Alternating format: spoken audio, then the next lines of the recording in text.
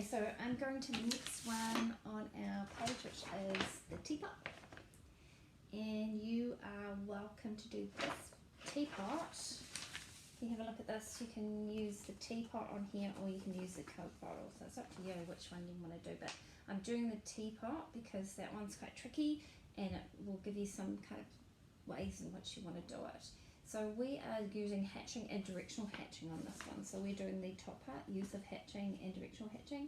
And the second one is use of halftone, which you use with the bowls. Now this is this one at the bottom, and we'll talk about that in a second. So I want to just talk about how to do something quite difficult like a teapot.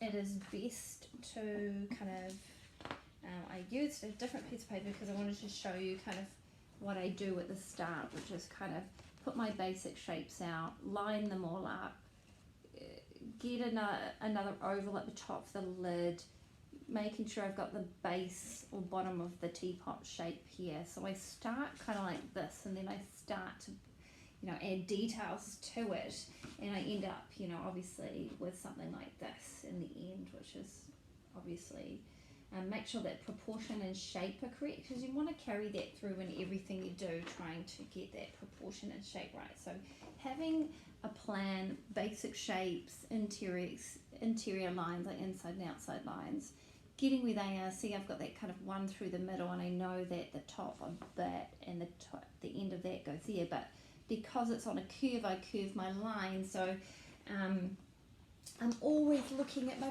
picture, I'm always looking at this to make sure that I've got it right.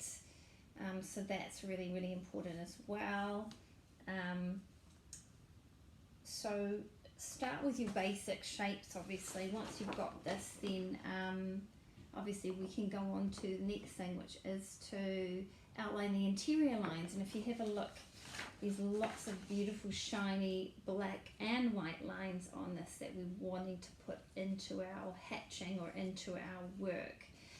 As you can see on this one, you can see all those beautiful black and white lines. So they stay black and they stay white, so we probably want to do them first before we start our hatching. So I'm going to do that now and draw out those specific lines, okay? So it won't be sick. I'm going to do a time lapse.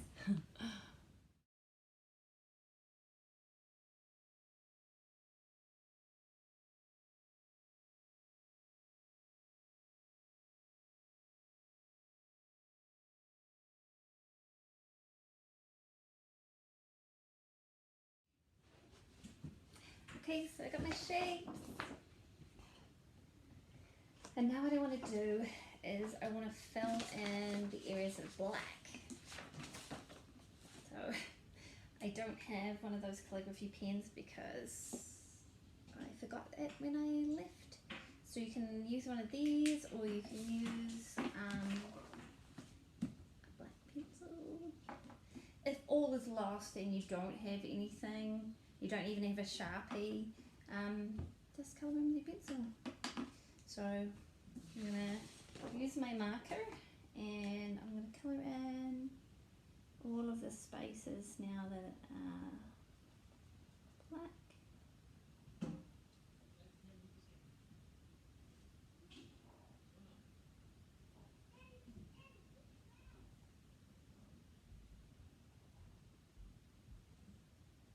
And just fill those areas out nice and solid so that they come on, they look nice and strong onto the page. Just looking at shapes in that. You can see I'm starting.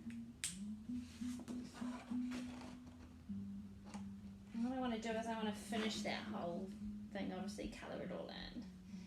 But before I finish that, obviously I'll do a final piece, but just a reminder about how to do hatching, remembering that you have to use them in order of each other. So once I filled in obviously the black areas, what I want to do is the grey areas, which are those bits, and you can see there's a lot on my teapot that I can do. So what you want to do is you want to show hatching lines as in they are organized, so they go together. So they flow in the same way, so they flow with each other. You can curve them as long as they don't obviously cross over each other. They are hatching lines. And one thing that you've got to be really careful with hatching lines is not to try and make them, you want to break them up so that they don't look uniform. So instead of having them together like that, like even, you want to just break them up a little bit so they are different lengths. And by doing that, what you do is you're allowing it to dissolve into another formal color, and you can kind of see that in this area here where they've broken it up.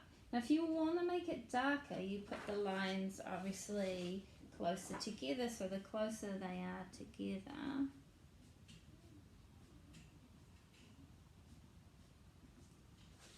obviously the darker it looks, so you can see the difference between the two. And so what you want to do is, obviously for areas that are a little bit more built up, you want to kind of bring in more lines, and those that are a little bit lighter, you want to kind of spread out with your marker. So that's how to use your hatching lines properly. And if you have a really good look at this one, you can see that working really, really well, where you've got areas which are kind of closer together and areas which are further apart, showing that. And you'll see the angles have changed if you have a look at each of them, depending on where they are in the actual picture. Here you can see at the top here some cross-hatching effect, which means that you're using that same technique of breaking them up into little parts, but now you're going to put another set of hatching over the top of that, but you're doing the same thing, you're making them different sizes, and you're getting that cross effect, okay? So you're getting that nice cross effect.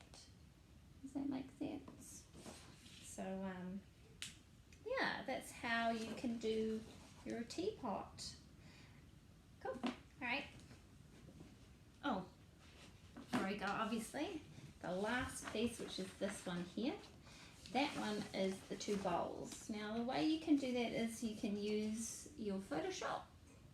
Now you all got an Adobe login to allow you to download onto two computers. So you've got one downloaded onto our computers, and we all did that in class.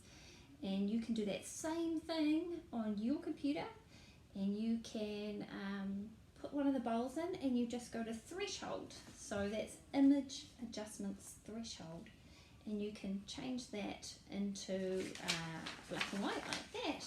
And all you have to do is obviously copy the shape and then colour it in with whatever you have at home.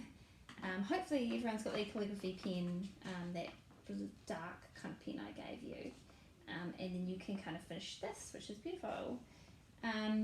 I will attempt to show you my final piece if I have time, obviously, to get it completed, but hopefully this has been really informative and you'll be able to do all of your drawings on page 2. Okay. And before you go, here's an example. So in your assignment, after that page, if you scroll down on Word, if you scroll down on your assignment